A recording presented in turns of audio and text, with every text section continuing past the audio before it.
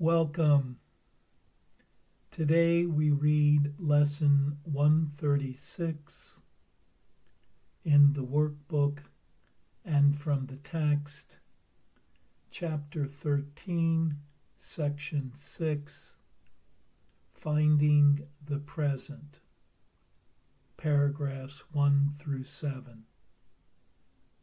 And now for Lesson 136.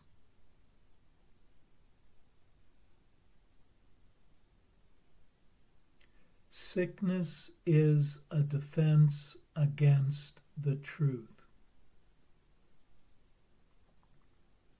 No one can heal unless he understands what purpose sickness seems to serve. For then he understands as well its purpose has no meaning, being causeless and without a meaningful intent of any kind. It cannot be at all. When this is seen, healing is automatic. It dispels this meaningless illusion by the same approach that it carries all of them to truth, and merely leaves them there to disappear. Sickness is not an accident. Like all defenses, it is an insane device for self-deception. And like all the rest, its purpose is to hide reality, attack it, change it, render it inept, distort it, twist it, or reduce it to a little pile of unassembled parts. The aim of all defenses is to keep the truth from being whole. The parts are seen as if each one were whole within itself. Defenses are not unintentional, nor are they made without awareness. They are secret, magic wands you wave when truth appears to threaten what you would believe. They seem to be unconscious, but because of the rapidity with which you choose to use them. In that second, even less in which the choice is made, you recognize exactly what you would attempt to do and then proceed to think that it is done. Who but yourself evaluates a threat, decides escape is necessary, and sets up a series of defenses to reduce the threat that has been judged as real? All this cannot be done unconsciously. But afterwards, your plan requires that you must forget you made it. So it seems to be external to your own intent, a happening beyond your state of mind, an outcome with a real effect on you, instead of one affected by yourself. It is this quick forgetting of the part you play in making your reality that makes defenses seem to be beyond your own control. but what you have forgot can be remembered. Given willingness to reconsider the decision, which is doubly shielded by oblivion. Your not remembering is but the sign that this decision still remains in force, as far as your desires are concerned. Mistake not this for fact. Defenses must make facts unrecognizable. They aim at doing this, and it is this they do. Every defense takes fragments of the whole, assembles them without regard to all their true relationships, and thus constructs illusions of a whole that is not there. It is this process that imposes threat, and not whatever outcome may result. When parts are wrested from the whole and seen as separate and wholes within themselves, they become symbols standing for attack upon the whole, successful in effect, and never to be seen as whole again.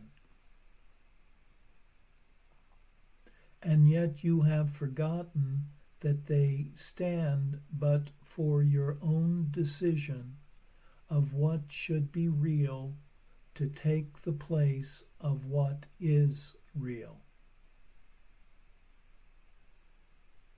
Sickness is a decision. It is not a thing that happens to you, quite unsought, which makes you weak and brings you suffering. It is a choice you make, a plan you lay. When for an instant truth arises in your own deluded mind, and all your world appears to totter and prepare to fall. Now are you sick, that truth may go away and threaten your establishments no more. How do you think that sickness can succeed in shielding you from truth? Because it proves the body is not separate from you, and so you must be separate from the truth. You suffer pain because the body does, and in this pain are you made one with it. Thus is your true identity preserved, and the strange, haunting thought that you might be something beyond this little pile of dust, silenced and stilled. For see, this dust can make you suffer, twist your limbs, and stop your heart, commanding you to die and cease to be. Thus is the body stronger than the truth, which asks you live, but cannot overcome your choice to die.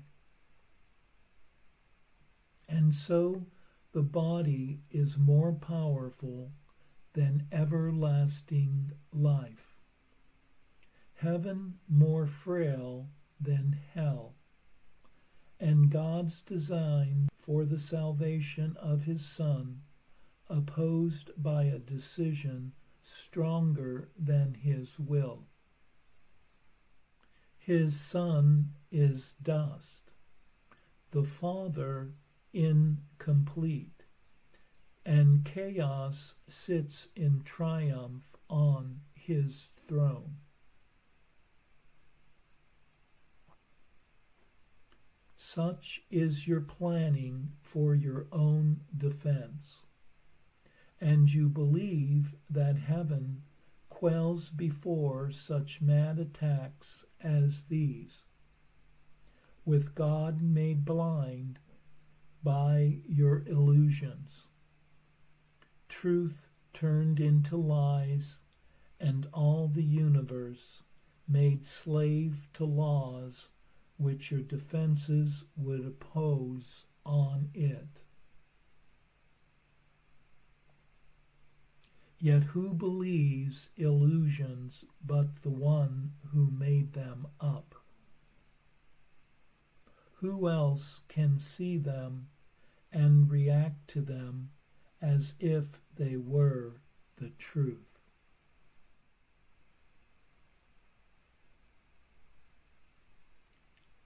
God knows not of your plans to change his will.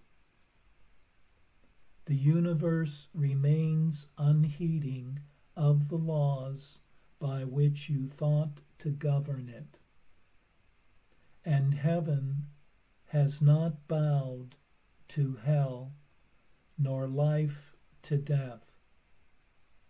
You can but choose to think you die, or suffer sickness, or distort the truth in any way. What is created is apart from all of this. Defenses are plans to defeat what cannot be attacked. What is unalterable cannot change, and what is wholly sinless cannot sin. Such is the simple truth. It does not make appeal to might nor triumph. It does not command obedience, nor seek to prove how pitiful and futile your attempts to plan defenses that would alter it.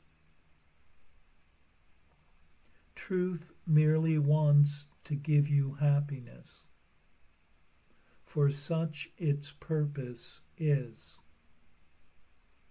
Perhaps it sighs a little when you throw away its gifts, and yet it knows with perfect certainty that what God wills for you must be received.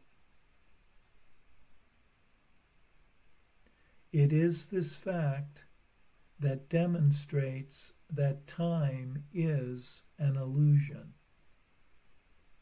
For time lets you think what God has given you is not the truth right now, as it must be. The thoughts of God are quite apart from time. For time is but another meaningless defense you made against the truth. Yet what he wills is here, and you remain as he created you. Truth has a power far beyond defense, for no illusions can remain where truth has been allowed to enter. And it comes to any mind that would lay down its arms and cease to play with folly. It is found at any time, today, if you will choose to practice giving welcome to the truth. This is our aim today, and we will give a quarter of an hour twice to ask the truth to come to us and set us free.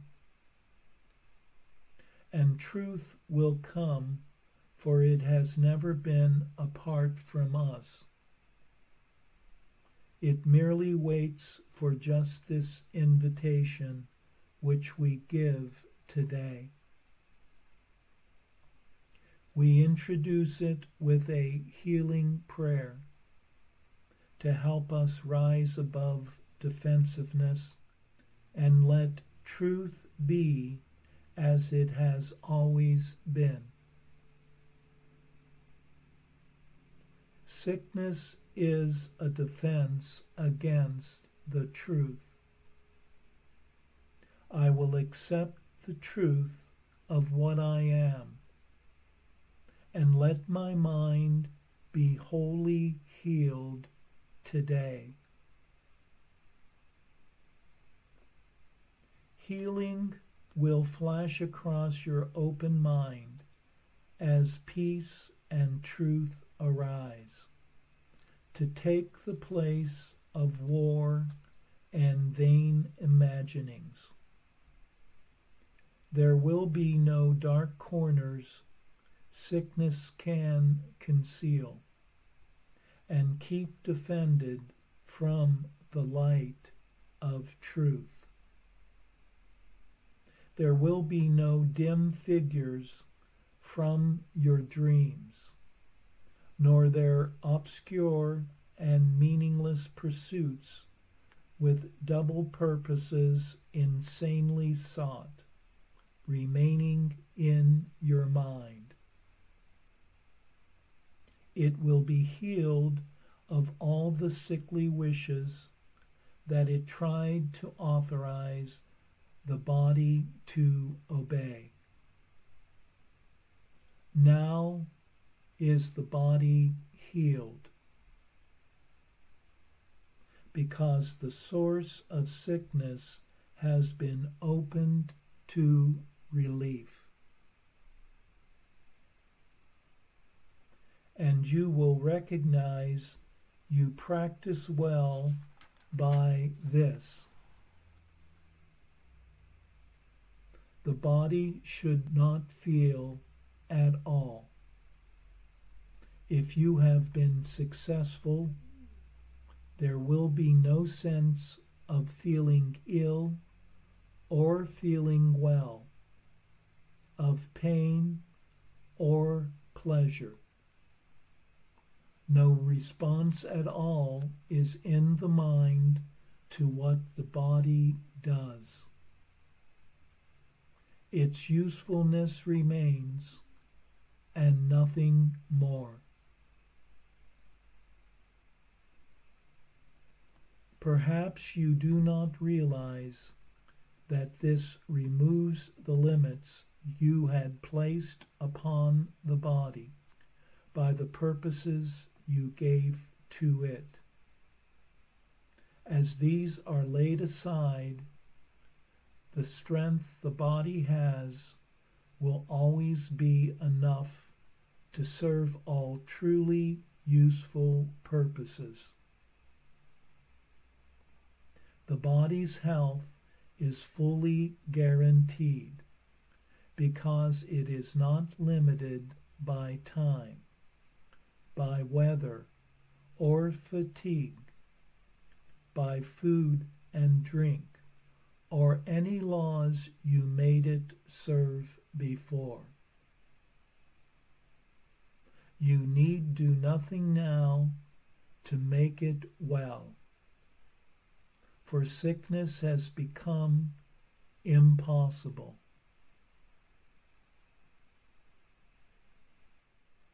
Yet this protection needs to be preserved by careful watching. If you let your mind harbor attack thoughts, yield to judgment, or make plans against uncertainties to come, you have again misplaced yourself and made a bodily identity which will attack the body, for the mind is sick. Give instant remedy should this occur, by not allowing your defensiveness to hurt you longer. Do not be confused about what must be healed, but tell yourself, I have forgotten what I really am, for I mistook my body for myself. Sickness is a defense against the truth. But I am not a body, and my mind cannot attack, so I cannot be sick.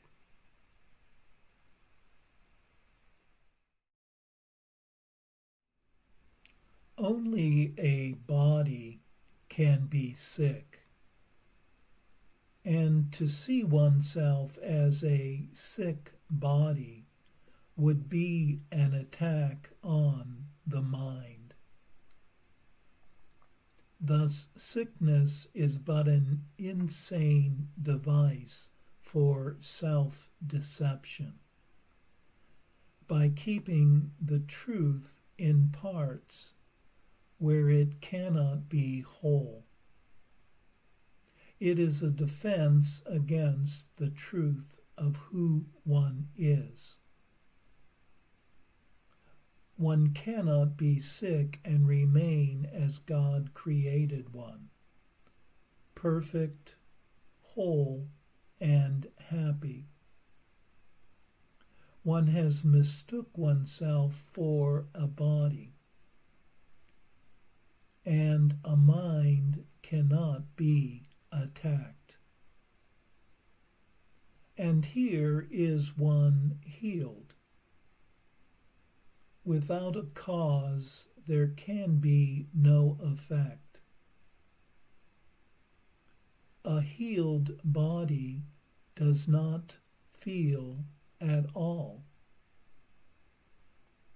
and the mind no longer attends to what it does.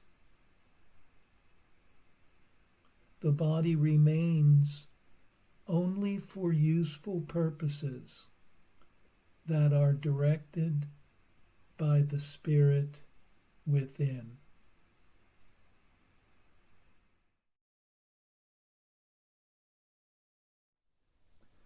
And now for our text reading for today from chapter 13, section 6, Finding the Present, paragraphs 1 through 7.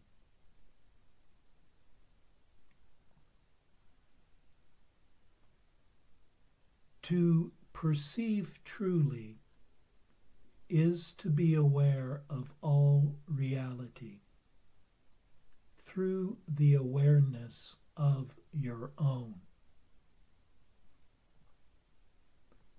But for this, no illusions can rise to meet your sight, for reality leaves no room for any error.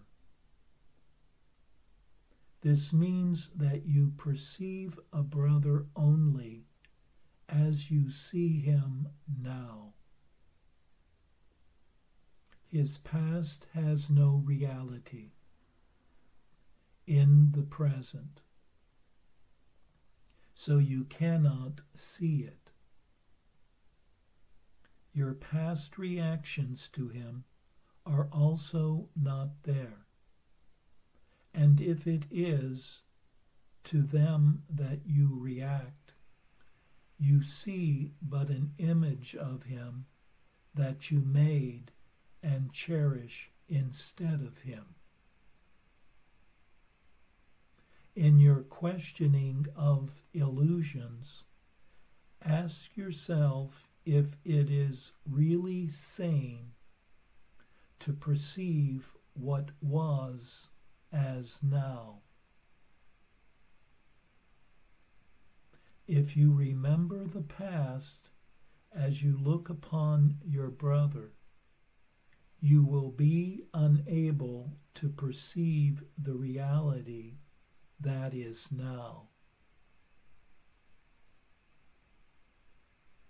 You consider it natural to use your past experience as the reference point from which to judge the present.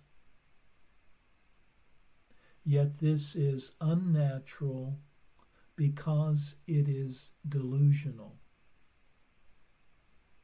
When you have learned to look on everyone with no reference at all to the past, either his or yours as you perceived it, you will be able to learn from what you see now. For the past can cast no shadow to darken the present, unless you are afraid of light. And only if you are would you choose to bring darkness with you, and by holding it in your mind, see it as a dark cloud that shrouds your brothers and conceals their reality from your sight. This darkness is in you. The Christ as revealed to you now has no past, for he is changeless, and in his changelessness lies your release. For if he is as he was created, there is no guilt in him. No cloud of guilt has risen to obscure him, and he stands revealed in everyone you meet, because you see him through himself. To be born again is to let the past go and look without condemnation upon the present. The cloud that obscures God's Son to you is the past. And if you would have it past and gone, you must not see it now. If you see it now in your illusions, it has not gone from you, although it is not there. Time can release as well as imprison, depending on whose interpretation of it you use. Past, present, and future are not continuous unless you force continuity on them. You can perceive them as continuous and make them so for you. But do not be deceived, and then believe that this is how it is. For to believe reality is what you would have it be according to your use for it is delusional. You would destroy time's continuity by breaking it into past, present, and future for your own purposes. You would anticipate the future on the basis of your past experience and plan for it accordingly. Yet by doing so, you are aligning past and future and not allowing the miracle which could intervene between them to free you to be born again.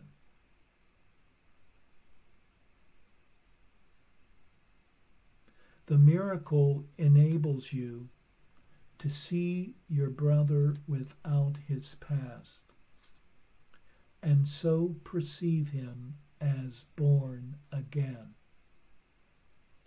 His heirs are all past, and by perceiving him without them, you are releasing him. And since his past is yours, you share in this release.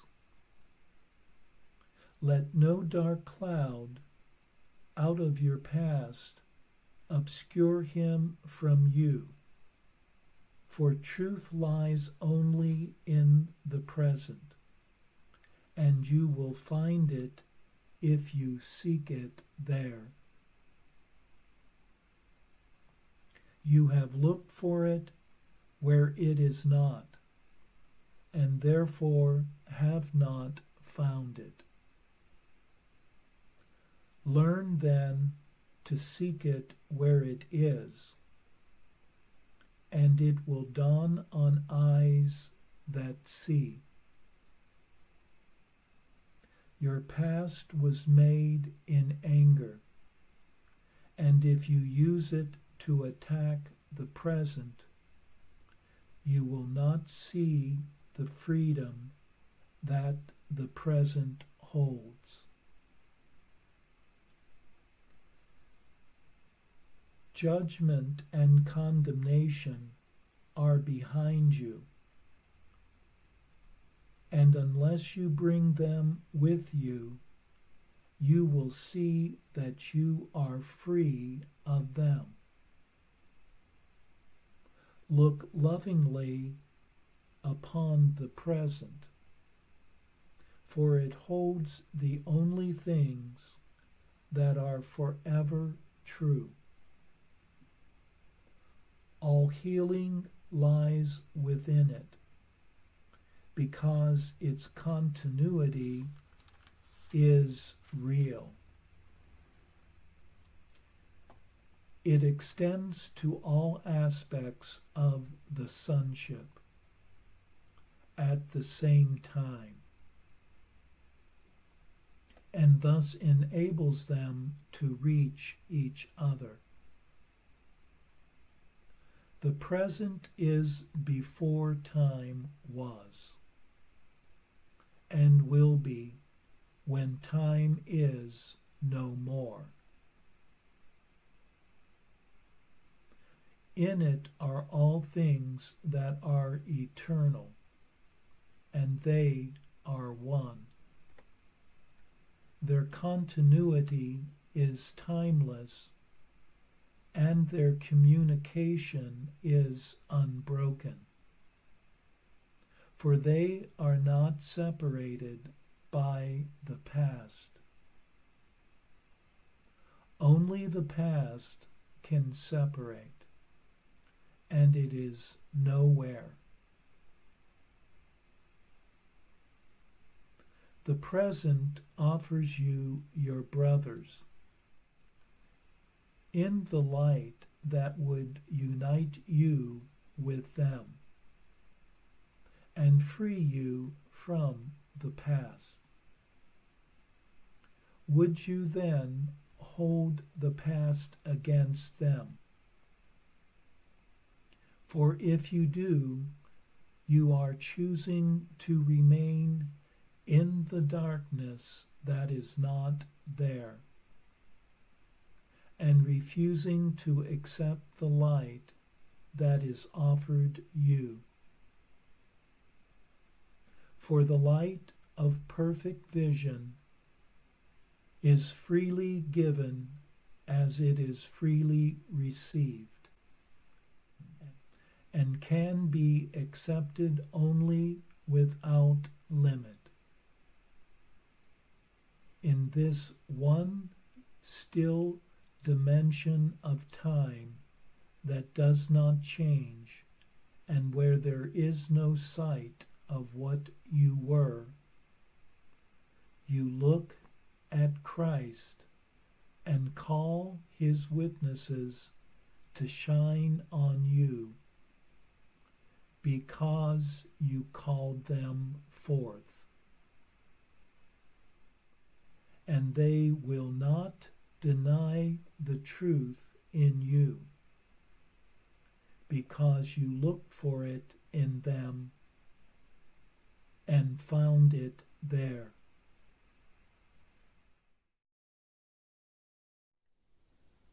To truly perceive another, one must see them as they are in the present moment.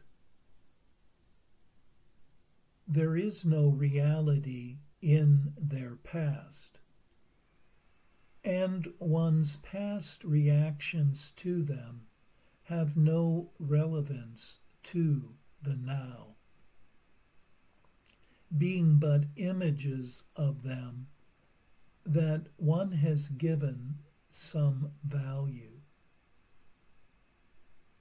It is unnatural to use one's past experiences as a reference point from which to judge the present. It is only one's fear of the truth that allows the past to hide the present. The changeless wonder in others that is revealed in the now has no past. And in this changeless being lies one's freedom. When one learns to see another without a past, they will become reborn.